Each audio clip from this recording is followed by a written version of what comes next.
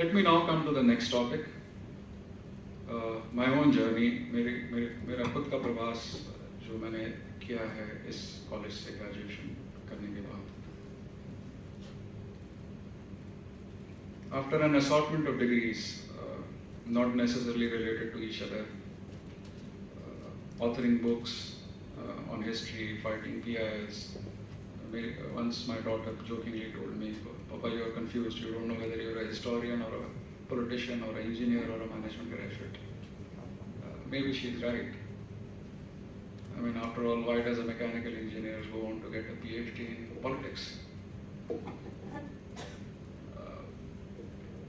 Let's go back 25 years, and if we look at politics as defined by Aristotle, politics, he defined it as a science of structure, organization, and administration of state.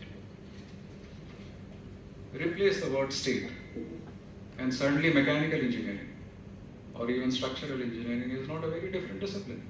What is it? It is structure, organization, administration, or structures or machines or whatever. It's not very different. Back in the 80s, life was simple.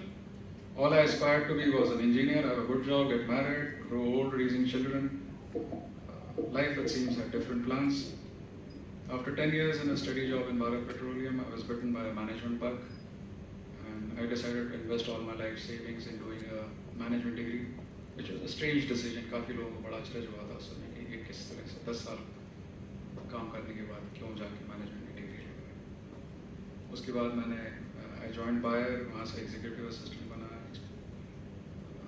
उसके बाद 2003 में I joined the chairman's office of the Wadia Group, where I was exposed to both commercial and charitable activities.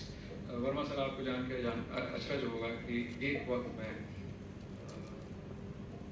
Wadia hospital जो 550 bed के hospitals हैं उसका भी administrative officer था.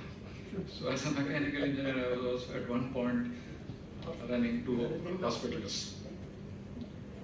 Anyway, just as religion and science are supposed to be two who do not meet, in the business world, the conventional wisdom says that for-profit organization and not-for-profit organizations are two different entities, and they run on different management principles.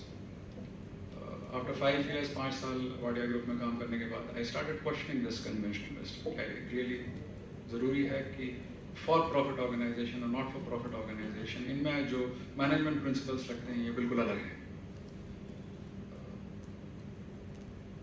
इसमें काफ़ी सारे योगदान तो मेरे chairman का भी था, mister नस्ली वाडिया का, who was very clear that management principles are equally applicable both to charitable hospitals, whether they are applicable to the Wadia hospital or whether they are applicable to Britannia. As I say, I decided to test this hypothesis through a structured PhD thesis, and my topic was designing and implementing IT-enabled strategic management systems for universalization of primary education. How this was awarded a degree in politics, I don't know. But that's what the university decided. Because IT-enabled strategic management system was my core competence in the corporate world. Yet a price had to be paid for doing all this, as in every part of life. Nothing comes free. To do justice to my own academic work, I had to be master of my own time. And hence, leaving the cozy confines of group vice president of a large industrial house, I switched to my own venture, services. Unfortunately, after 4 years of work, my guide and the examiners found my thesis to be worthy of PhD. So मैं आज confidently कह सकता हूँ कि my chairman was right. Management principles, whether they are for-profit organizations or not-for-profit organizations, are the same. Let me now come to my own PhD thesis, because now I'm trying to move from a general background to more specifically the topic at hand. My study focuses on large-scale human rights violations in India by its failure to attain education for all targets. सन 2000 में government of India के साथ साथ दुनिया के 160 देशों ने ये commitment किया था कि 2010 तक education for all will be a living reality. देश का हर बच्चा शिक्षित होगा, ये फॉर्मली रिकॉर्ड की हुई चीज है। सेनेगल में 2007 में किया था। And my study does so on the positive premise that policymakers are committed to stop such violations and need suggestions in terms of systems and processes that can be implemented within available technologies and resources.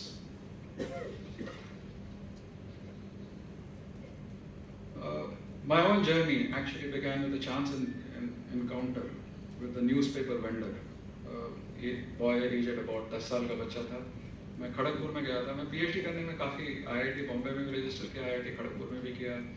उनकी कुछ अलग अलग requirement थी, इसलिए नहीं कर पाया था। 2000 में जब मैं आईआईटी खड़गपुर में गया तो क्लास अटेंड करने जा रहा था, तब एक बच्चा मिला 10 साल का, और वो पेपर बेच रहा था। तो उससे एक पेपर लिया, 2 पेपर लिया। वो कहता है सब पेपर ले लो। सब पेपर लेके क्या करूँ? कहने लगा ये पेपर पढ़ लेके मैं अपने I earn my living this way. तो मेरे दिमाग में ये आया कि IIT Kharagpur, which is built on the lands which were owned by the ancestors of this boy, had excellent libraries, were producing excellent graduates who are actually going to US. और हम IIT के बारे में क्यों बात कर रहे हैं? I think it is applicable to everyone. GSITS में हम लोग जब पढ़े थे तब हमारी फीस तो 90 रुपये हुआ करती थी, 30 रुपये सेमेस्टर की फीस, 120 रुपये सेमेस्टर, 10 सेमेस्टर, 1200 रुपये, और एक स्पेशल एग्जाम दी थी, 30 रुपये की उसकी फीस लगी थी। तो 1230 रुपये में पूरी एजुकेशन हो गई थी। तो there is a payback time for all of us, particularly as we approach the evening of your life. After 40s and 50s, there is a payback for some of us in this world and for others in another world. And my thesis is my attempt to settle my debt in this life and not carry it forward to another. In my work, I have identified 3 principles, 3 principal bottlenecks which inhibit universalization of primary education. And these 3 principles are: A, empowerment deficit; B, school factors; and 3, health factors. And in my view, all these 3 factors can be overcome by a complex IT-enabled system which I developed during my PhD thesis, which is called KRP, Knowledge Resource Planning.